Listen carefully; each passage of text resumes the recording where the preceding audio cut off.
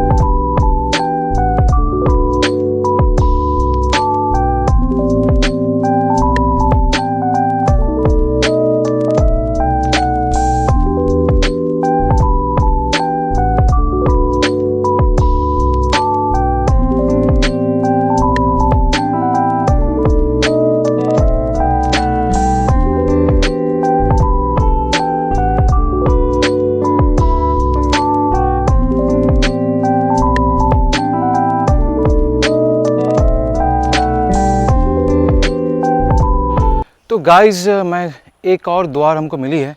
और एक मेरे ख्याल से जैसा कि मैंने आपसे कहा था ना कि इस किले का 2 गेट है। तो ये एक छोटा सा गेट हमें दिख रहा है। तो मेरे ख्याल से किले का जो 2 गेट है ना, उसके अंदर में एक छोटा सा गेट है।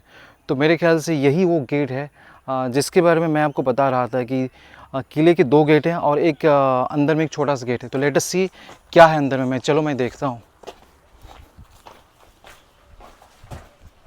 भाई, मैं एक्चुअली ये पूछ रहा था कि किले के 2 गेट हैं, तो 2 गेट में से एक ये गेट है ना, एक गेट। तो अंदर में क्या क्या है, क्या क्या मुझे देखने को मिल सकता है?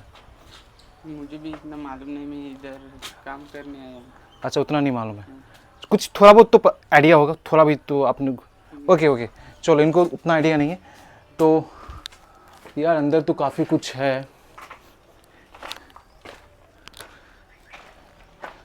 देख रहे हो आप, ये जो दीवारें आप देख रहे हो, ये दीवारें बहुत कुछ कहती है, बहुत कुछ कहना चाहती है। अगर इस दीवार को आप ध्यान से देखोगे, समझोगे, तो ये एक्चुअली पूरा जो किला है ना, आर्कियोलॉजिकल सर्वे ऑफ इंडिया की देखरेख में, और इसे संरक्षित करके रखा हुआ है। एक हिस्टोरिकल साइट है ये, और ये बहुत कुछ कहना चाहती है।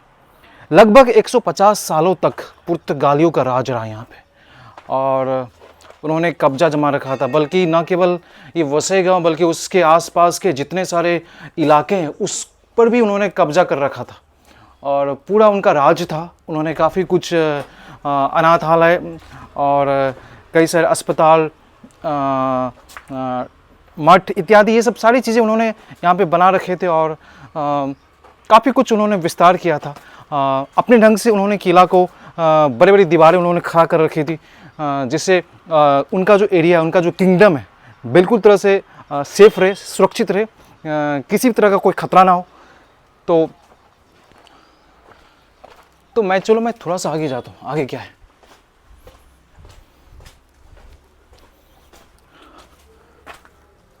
अरे यार, यहाँ से एक द्वार और मुझे मिल रहा है यार, देख रहे हो?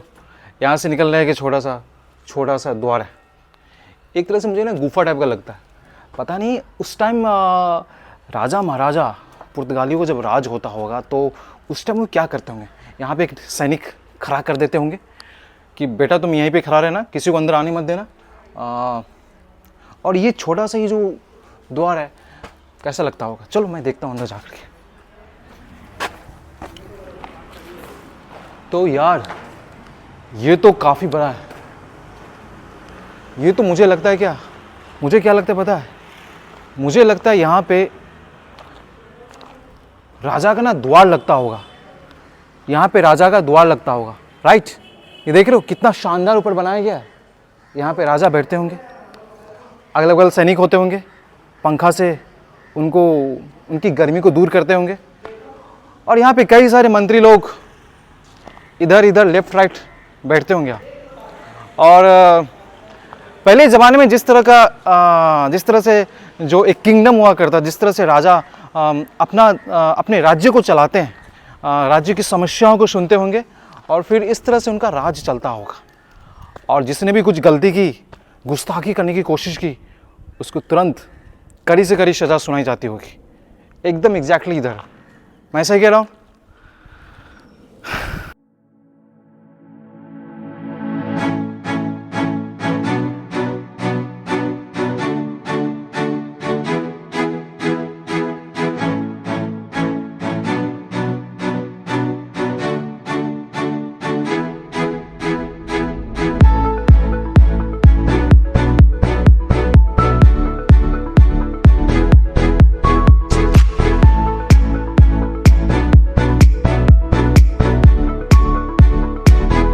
दोस्तों, पुर्तगालियों द्वारा लगभग 150 सालों तक इस किले में राज करने के बाद सन 1739 का वो दिन आता है जब मराठा शासक बाजीराव के भाई चिमाजी अप्पा के द्वारा इस किले पर आक्रमण कर दिया गया, चढ़ाई कर दी गई।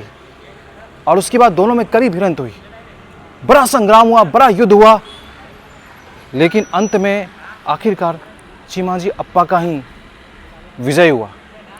लेकिन कहा जाता है कि चिमाजी अप्पा के सैनिकों का बहुत लॉस हुआ। काफ़ी सारे सैनिक मारे गए, काफ़ी सारे उनके लोग मारे गए, जिसकी वजह से उनकी जीत तो हुई लेकिन वो थोड़ा सा दुखी थे, थोड़ा सा अपसेट थे। और उसके बाद कई सालों तक उनका ही राज चलता रहा इस पूरे किंगडम में, इस पूरे क्षेत्र में, इस पूरे वसई गांव में।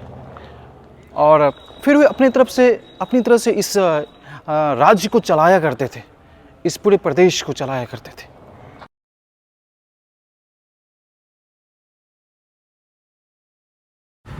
तो दोस्तों, इस किले के दूसरे गेट के बाहर मैं आ चुका हूँ और इस किले का शानदार व्यू लेने के लिए मैं एक्चुअली दूसरे गेट से निकल चुका हूँ। और आप देख पाओगे ये जो किला देख रहे हो आप, इसका दूसरा गेट है और बहुत ही शानदार व्यू।